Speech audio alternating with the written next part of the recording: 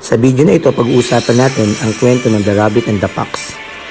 May isang rabbit na nakatayo.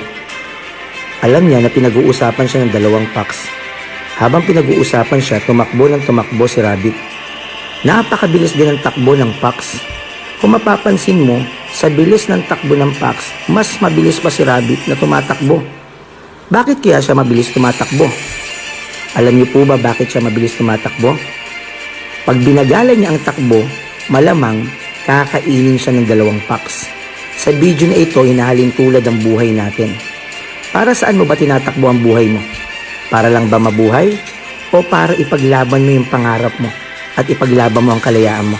Basta lagi mong tandaan, iba ang hinahabol ng taga kaysa nangahabol. Ganyan ang istorya sa video na ito. Hindi siya mapapagod kahit nakakapagod. Hindi siya mahihirapan kahit mahirap. Dahil pag umistop siya, makakain siya. Kaya sa buhay natin sa mundo, huwag kang titigil hanggang hindi mo naabot ang pangarap mo. Magugulat ka na lang pag may pinaglalaban ka. Malalampasan at malalampasan mo lahat ng struggle dahil nakapokus ka sa mga pangarap mo. Kaya sa video na ito, sana na-inspire ka sa kwento ng rabbit na ito na hindi siya sumuko na kahit malapit na siyang makain ng mga fox. Kaya sa buhay mo, kahit anong situation mo nararanasan kabayan, tuloy-tuloy ka lang. Lahat ng hirap, sakripisyo mo, may pagtatagumpayan.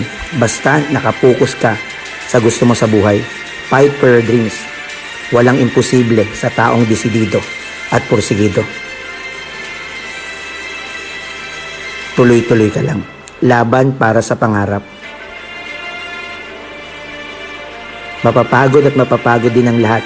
Pero pag alam mo ang ginagawa mo, makukuha mo lahat ng mga pangarap mo sa buhay.